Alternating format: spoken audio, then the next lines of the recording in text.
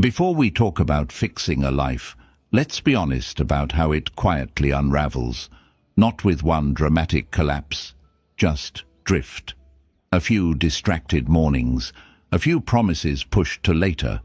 We swap rooms, apps, even cities, hoping a new setting will do what an old mindset wouldn't.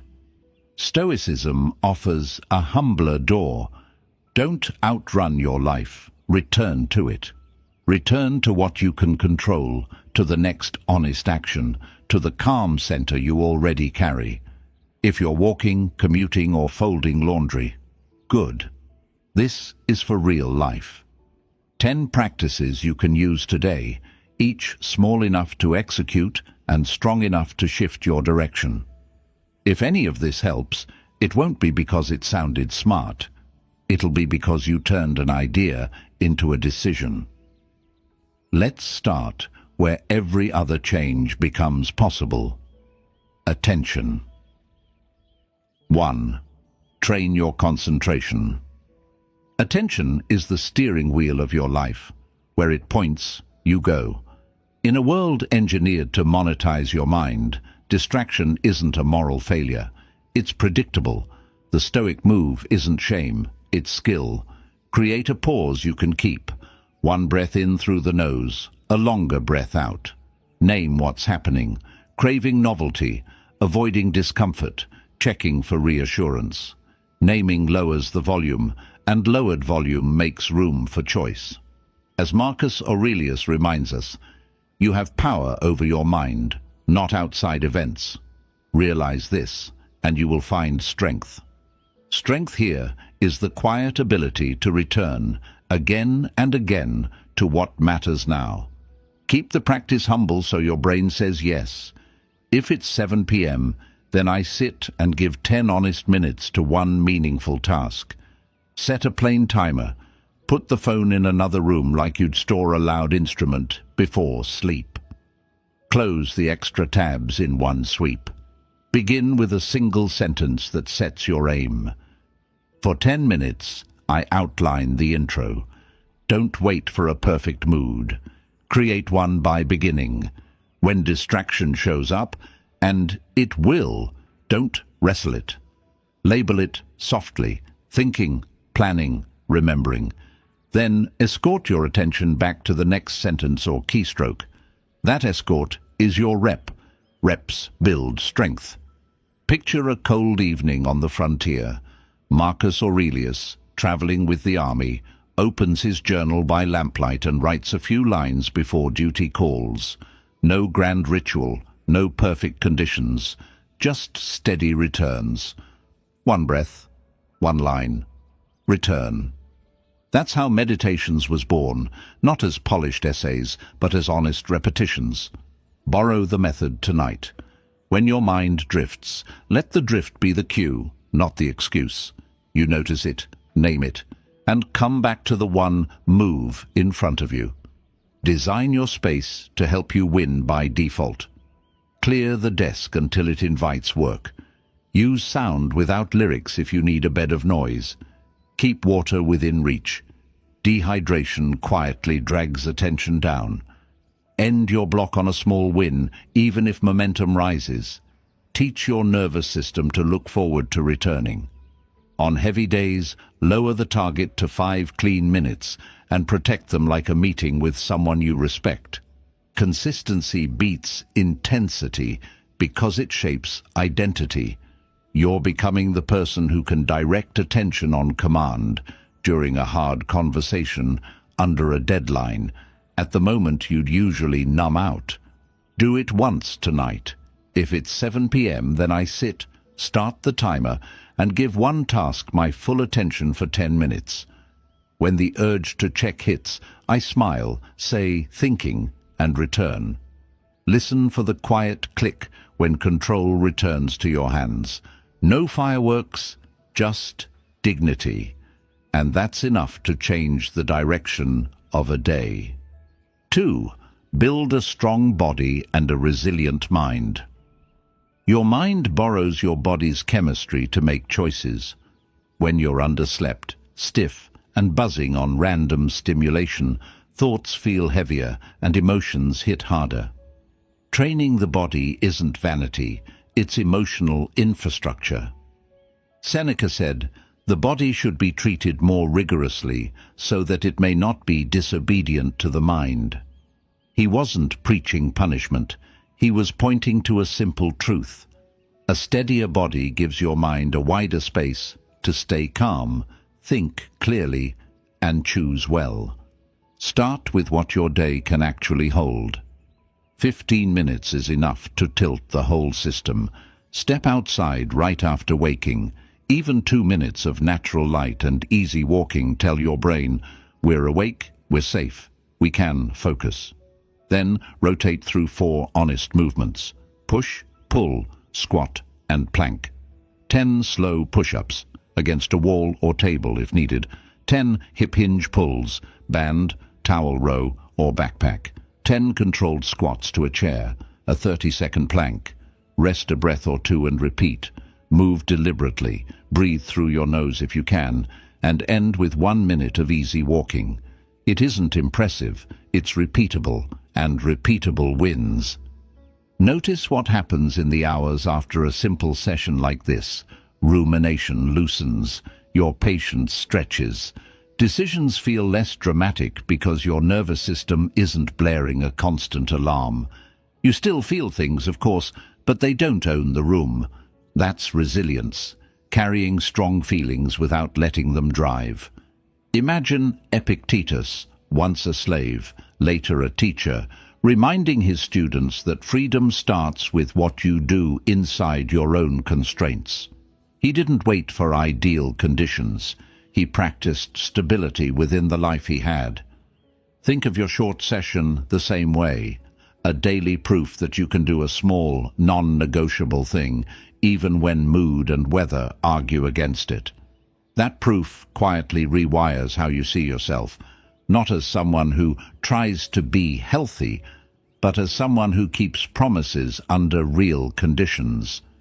Design the environment so you win by default. Keep a resistance band by your desk, shoes by the door, a water bottle filled. Reduce friction and you'll start before excuses organize. On chaotic days, lower the bar shamelessly. 5 minutes beats 0. 1 round between calls, 1 brisk walk after lunch, a plank while the kettle boils. Identity grows from kept promises, not heroic bursts. A small example, you come home fried, and the old loop whispers, sit, scroll, snack.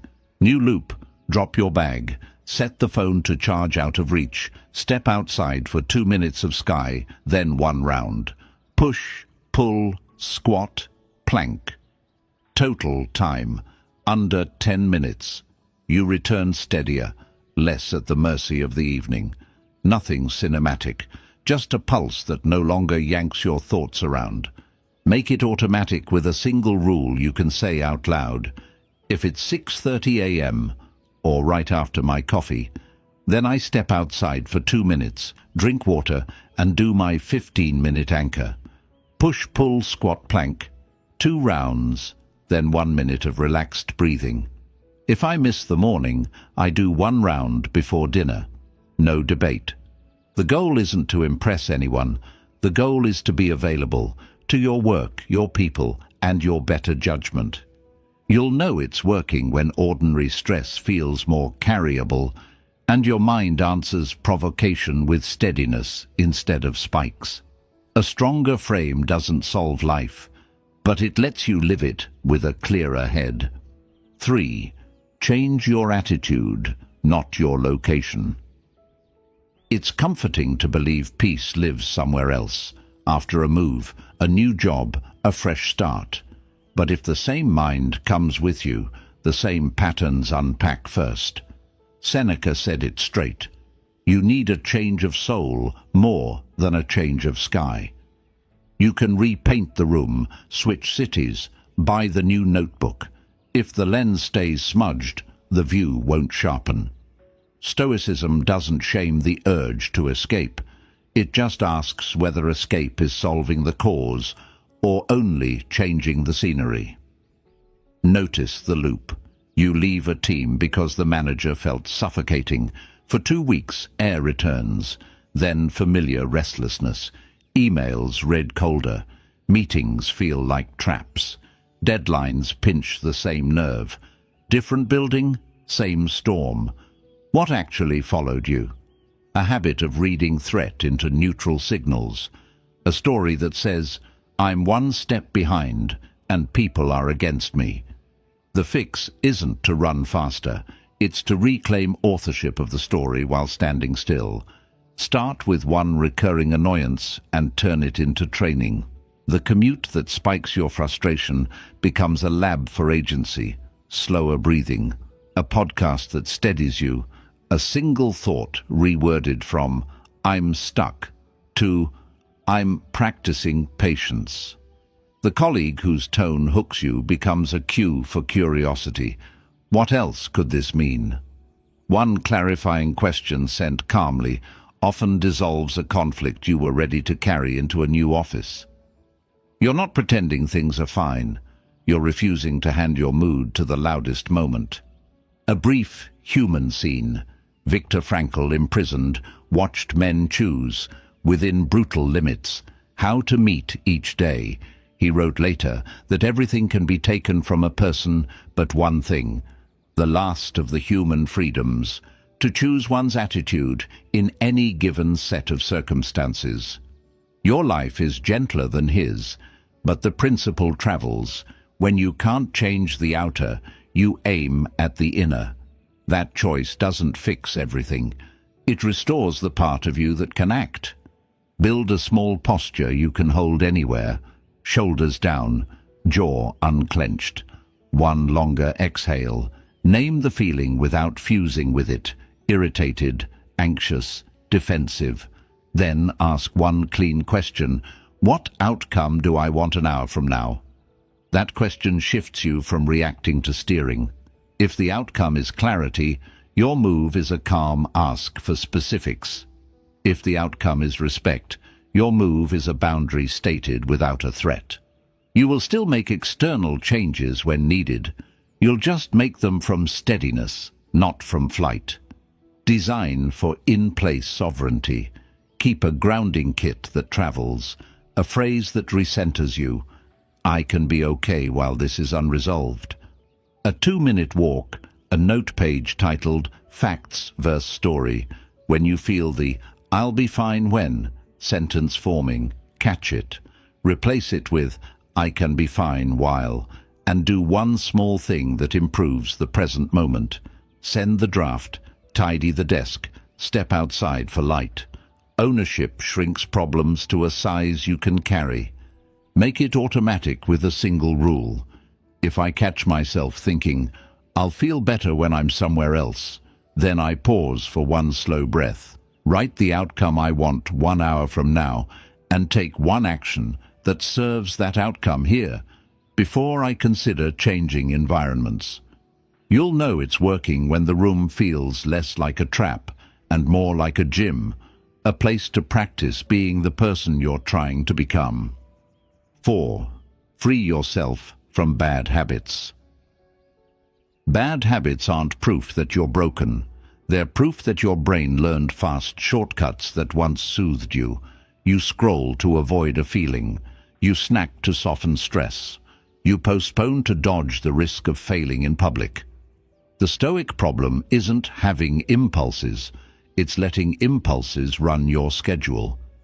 Freedom starts when you stop moralizing the loop and start redesigning it. Epictetus said, "No man is free who is not master of himself." Mastery here isn't drama, it's structure. Begin with one habit, not all of them. Name it plainly and run a tiny audit. When does it happen? What sets it off? And what quick reward it gives you? Trigger arrow behavior, arrow reward. That's the engine. You don't smash the engine, you re-gear it. Make the old cue lead to a better move that still pays you something. If late-night doom scrolling helps you not feel, give yourself a gentler not feel that doesn't steal tomorrow. 10 pages of a book, a hot shower, a short stretch with the phone charging out of reach. You keep the comfort while removing the cost. Friction is your quiet ally. Put the obstacle before the old behavior and the path of least resistance before the new one. If the couch breeds mindless snacking, keep fruit eye level and the junk one cabinet higher than laziness can reach. If procrastination blooms when the task looks huge, shrink it to the first 2-minute action you could do even on a bad day. Open the doc and title it. Assemble the tools on the table. Write the first awkward sentence. Your brain respects easy beginnings. Expect lapses and script the recovery in advance. The real trap isn't the slip, it's the spiral. I broke the rule, so the day is ruined. Give yourself a one-line reset. I'm back now. Then do the smallest repair. Close the app, stand and drink water. Take 10 slow breaths by the window. Returning quickly is the habit inside the habit. It turns a bad minute into a neutral hour instead of a lost night. Seneca reminds us, no man is more unhappy than he who never faces adversity, for he is not permitted to prove himself. A slip is not a verdict. It's a chance to prove your return. A human scene. You get home fried from a long day. Old loop, shoes off, couch, phone, an hour disappears. Later, you hate the fog you just purchased. New loop, bag down, phone on the kitchen counter to charge. 2 minutes of sky out the door, then 1 round of push-pull squat plank, or a walk around the block. 10 minutes later, you're calmer, not saintly, just steadier, and the evening hasn't been pre-sold to autopilot. The win is small, but the identity signal is loud. I can choose in the moment that used to choose for me. Track evidence where your nervous system can see it. A paper calendar, a simple tally, a jar that gets 1 coin for every successful swap. Visible proof beats vague intention, and when the inner prosecutor shows up to argue, you'll always be this way. Put that voice to work. List 3 specific improvements I can make in 2 minutes. Critics get quieter when they're given a job. Make it automatic with 1 rule you can say out loud. If it's 9:30 p.m., then my phone goes to charge outside the bedroom. I set a cheap alarm, and I do a 10-minute wind down, 2 pages of reading or a short stretch, before lights out. No debate. You're not trying to kill a habit with willpower. You're starving it while feeding a better loop until the old one forgets your name. You'll feel this working when tomorrow morning stops paying the price for tonight. That reclaimed energy is what you'll use to make cleaner choices, especially when emotions run hot and you need reason to lead. 5. Decide with reason, not emotion. Feelings are fast. They're the brain's first responders. They scan for threat, shout instructions, and mean well even when they make a mess. Reason is slower, but it sees farther. The Stoic goal isn't to shut feelings down. It's to give them a capable driver. Epictetus said it cleanly. It's not things themselves that disturb us, but our judgments about them. The judgment is the switch.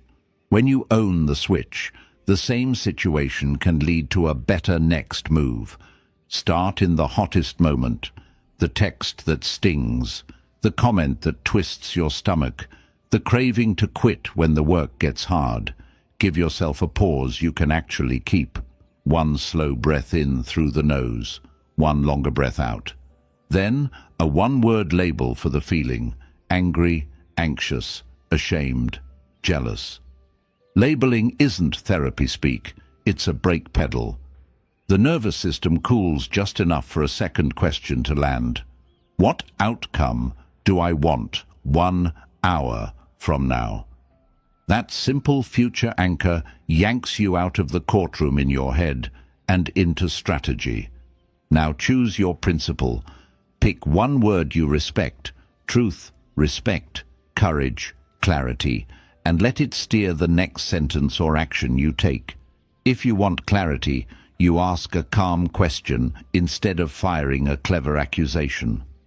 If you want respect, you set a boundary without a threat. If you want progress, you propose one small next step rather than replaying old blame. Reason isn't cold here, it's care with a longer time horizon.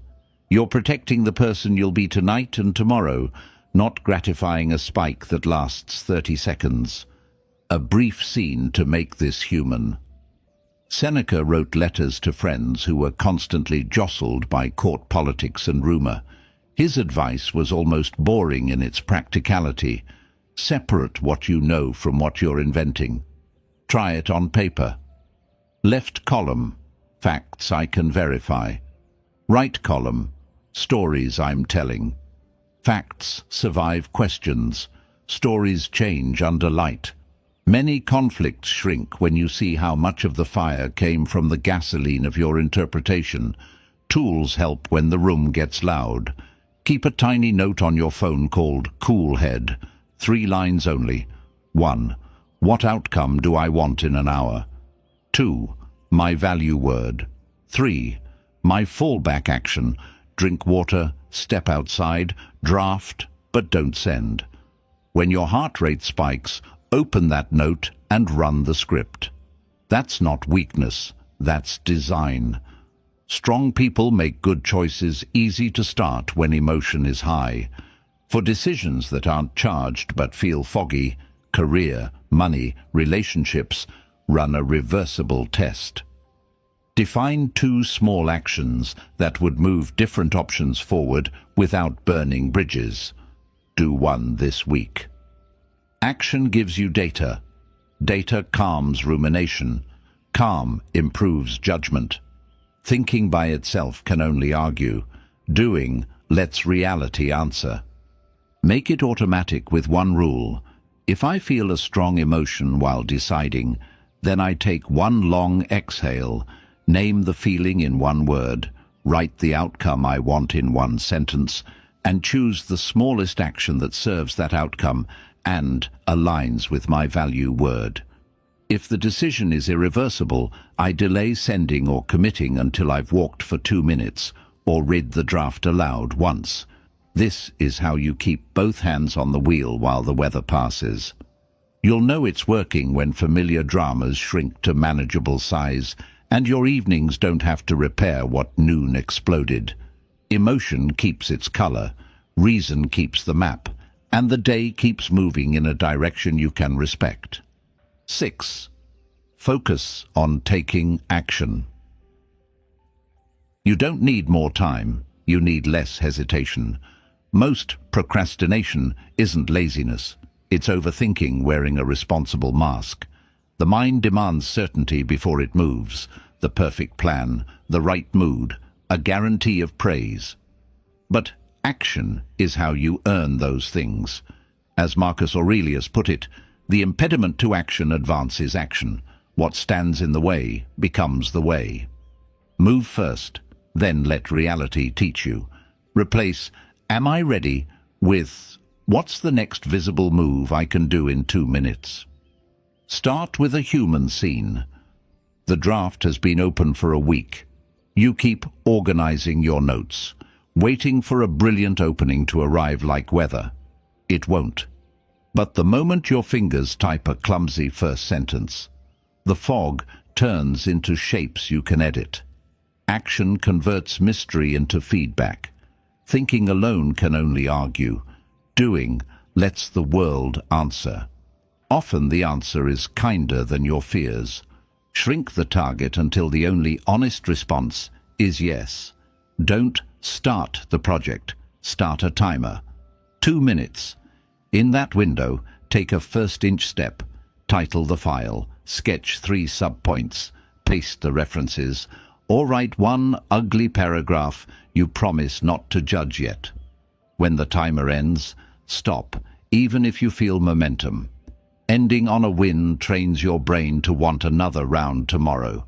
Momentum isn't muscling through, it's designing the mind to crave return. Clear the hidden frictions that stall you. Put the file on your desktop, not inside 6 folders. Keep tools where the task lives. Notebook on the table, shoes by the door, resistance band by the chair. Pre-decide the opening move the night before in one plain line. At 8 a.m., I outline 3 bullets. Make beginnings automatic, so your courage is only needed for the second minute, not the first. When fear grows loud, let the body go first. Stand, walk 30 steps, breathe in for 4, out for 6. Then do the smallest piece you can complete without help. You're teaching your nervous system a new rule. Fear can ride along, but it doesn't touch the controls. Over days, the distance between intention and movement shrinks. Confidence lives in that shrinking distance. Consider Marie Curie working in a drafty shed, stirring heavy vats by hand, logging small repeated trials that seemed trivial alone but decisive in sequence. No perfect conditions, just honest inches, repeated. The lesson isn't romance about hardship, it's respect for small, consistent movement that compounds into breakthroughs you can't plan in your head. Make it automatic with one rule you can say out loud. If it's the top of the hour and I'm stuck, then I start a 2-minute timer and complete one first-inch action. Title the file, list 3 steps, or write the opening line. When the timer ends, I either stop on a win or set a fresh 10-minute block and continue. This keeps you moving without needing to feel inspired, and it builds a daily identity that doesn't negotiate with drift. You'll know it's working when evenings feel lighter, not because everything is done, but because something real is moving. Action doesn't guarantee success, but it guarantees information. And information is how you steer toward better choices, including how you measure your worth when no one's clapping. 7. Create your own value. If applause is your compass, you'll walk in circles. External approval is useful data, but it's bad oxygen. You can't breathe on it for long. Stoicism points you back to a steadier source. Judge yourself by the quality of your actions, not the volume of other people's reactions. Marcus Aurelius saw the trap clearly. We all love ourselves more than other people, but care more about their opinion than our own. Flip that. Care first about doing a thing well by your own standard. Then use feedback to learn, not to live. Watch what happens right after you do something that matters. You publish, then you refresh. You speak, then you scan faces. That loop trains your nervous system to outsource worth. The fix isn't to stop caring. It's to care in order. Choose one arena today, your craft, your training, the way you show up for someone, and write a single standard in plain words. I measure this by whether I did the work I said I would, at the quality I promised myself. That line is a boundary between self-respect and performance theatre. A brief human scene to make this real. Beethoven, already losing his hearing, kept composing music that many around him didn't understand at first. The late quartets sounded strange to ears trained on earlier forms. He wasn't chasing cheers. He was answering an inner demand for integrity in the work itself. Praise eventually came, but the work didn't depend on it to be worth doing. That's the posture. Build from the inside out. Let time and truth do their slow sorting. Design your day so intrinsic value becomes automatic. Hide public metrics during work blocks. Batch checks to once or twice a day. When praise arrives, say thank you and capture what specifically works so you can repeat it. When criticism arrives, separate tone from truth. Extract one precise improvement and ignore the rest. A mind that knows its own standard can bend without breaking. 2 metaphors to hold on to. Think of your worth like the weight of a stone, steady regardless of wind, and your standards like a compass that still points north, even if the weather is loud. Give yourself a ritual that retrains the reward system. Keep a private scoreboard on paper where you mark only what you controlled: minutes of deep work, target reps, promise kept, paragraph improved. The sight of honest ticks builds a quiet satisfaction that algorithms can't counterfeit. Over a week, that page becomes a mirror that doesn't lie, and you'll start to crave the act itself, not the applause after it. Make it automatic with one rule you can say out loud: if I finish a meaningful task, then I first record one controlled metric on my private scoreboard: time on task, quality step completed, standard upheld, before I check any public response. Only after I honor the work do I open the door to feedback. This rewires the sequence: identity first, opinion second. Over time, you'll feel a solidity that doesn't swing with the crowd. Opportunities will come and go, opinions will tilt, algorithms will change, and you'll still be doing the next honest inch of work. 8. Stop trying to be perfect. Focus on progressing. Perfection is a moving target that keeps you standing still. You wait for the flawless plan, the flawless mood, the flawless version of you, and the day ends with nothing built. Progress is humbler and far more honest. Do one imperfect thing that moves the work forward. Epictetus gives you permission to be seen in motion. If you want to improve, be content to be thought foolish and stupid. He wasn't praising ignorance. He was freeing you from the fear of early, ugly attempts. Being seen in progress is not humiliation. It's the toll you pay for growth. Look closely at what perfectionism protects: image. If you delay, you can't be judged. But the fee you pay for that safety is time, and time is the only currency you can't refund. So we flip the contract. Instead of asking, "Is this ideal?" you ask, "Is this useful today?" Useful beats ideal because useful compounds. A rough email sent, a paragraph drafted, a first set finished. Each one closes a loop and returns energy to your system. The brain hates open loops. Progress calms the noise. Make progress concrete and small enough to say yes to. Define the minimum that counts as a win before you start. One email shipped, one paragraph improved, one set completed, 15 focused minutes logged. Then honor the win. Don't move the goalpost at the buzzer. When you end on a clean finish, your nervous system learns to crave return. That craving is momentum, discipline's quieter cousin, a brief human scene. Michelangelo spent years chipping at stubborn stone, leaving works half-formed, rough limbs emerging, edges unresolved. Those non-finito pieces weren't failures. They were evidence of process, revealing the method that produced the masterpieces. You don't owe the world pristine marble every time. You owe it honest chips in the right direction. The statue emerges by subtraction you're willing to show. When the inner critic starts its courtroom, put it to work. Ask for 3 specific observable improvements you can complete today.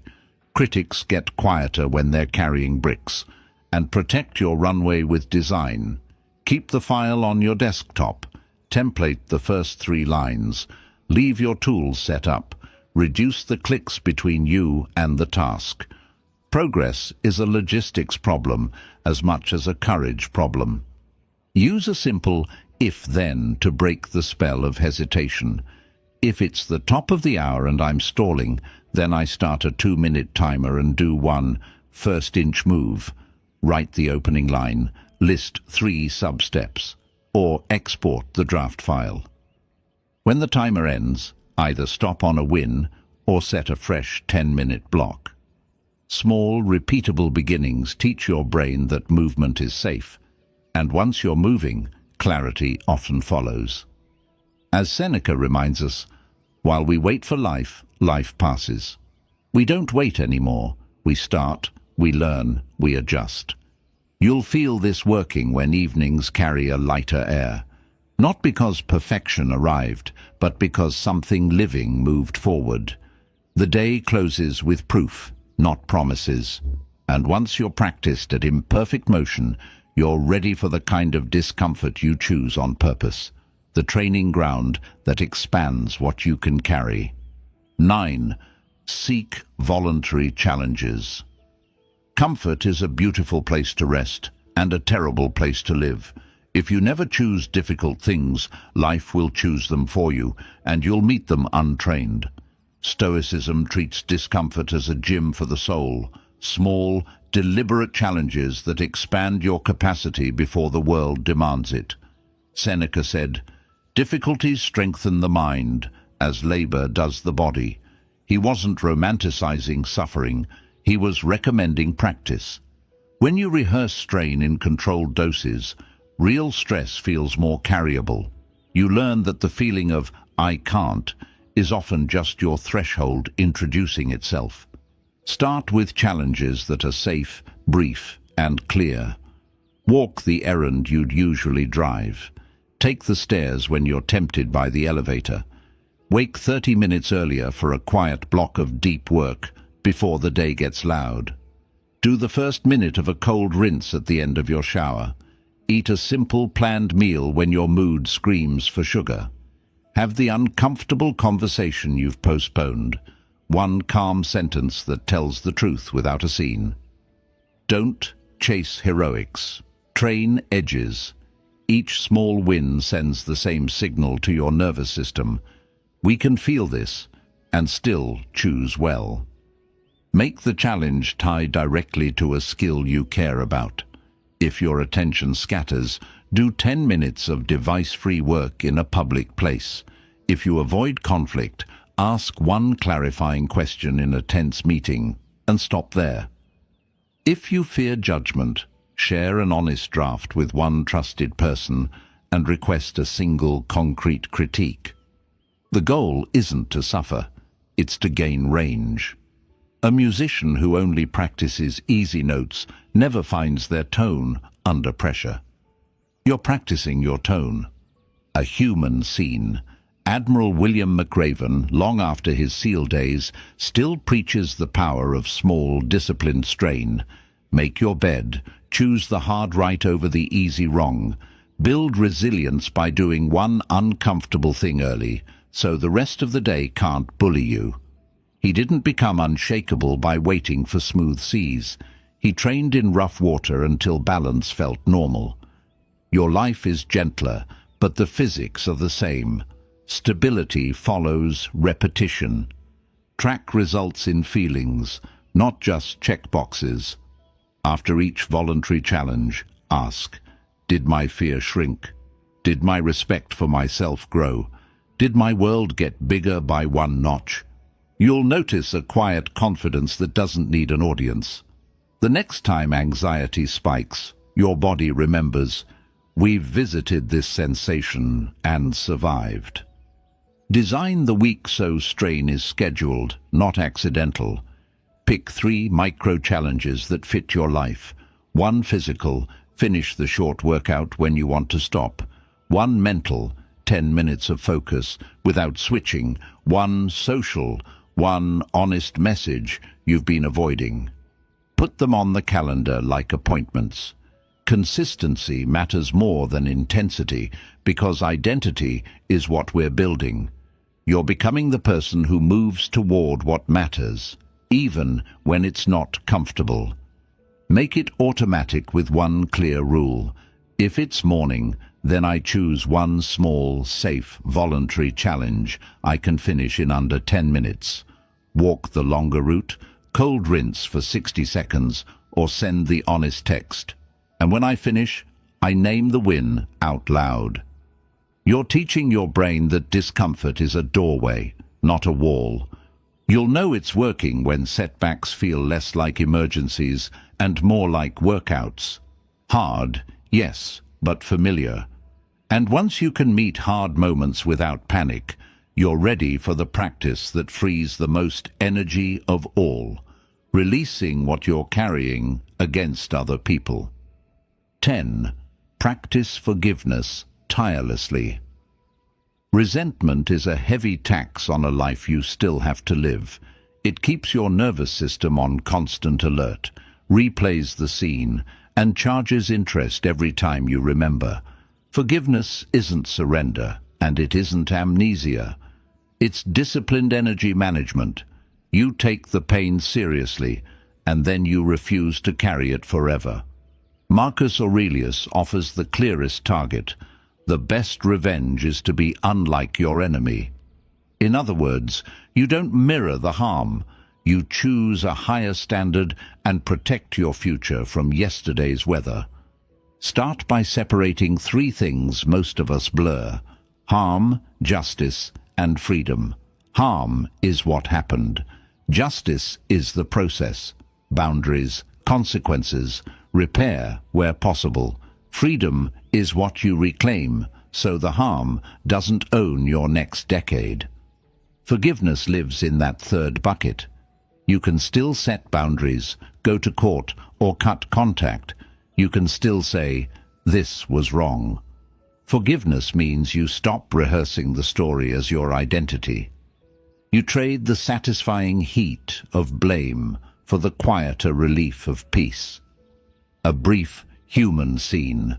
A friend betrayed a confidence. The old loop keeps replaying the conversation, collecting evidence, telling you who they are and who you are now. New loop. You write exactly what was violated and what boundary protects you going forward. I won't discuss personal matters with them.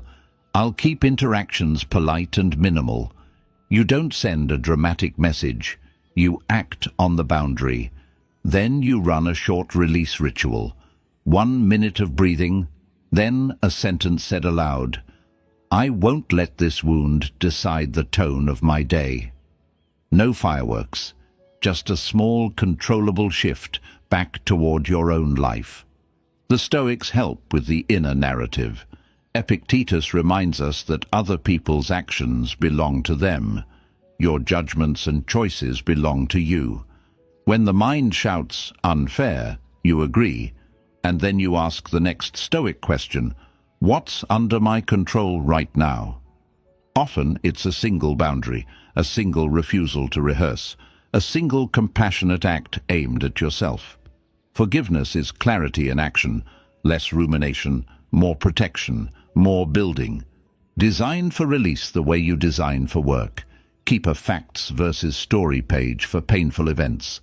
Facts, 1 or 2 lines, no adjectives. Story, everything your mind adds.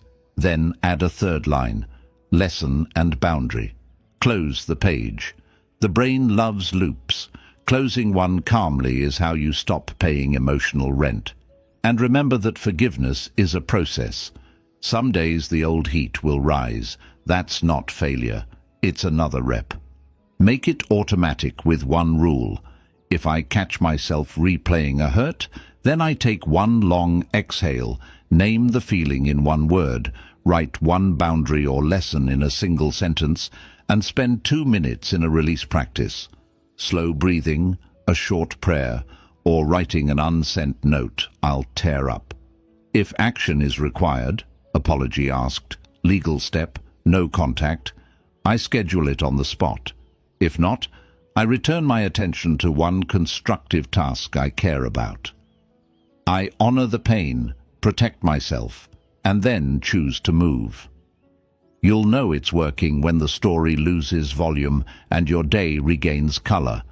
Forgiveness won't make the past pretty, it will make the present useful, and when your hands are free again, you can build something worthy with them.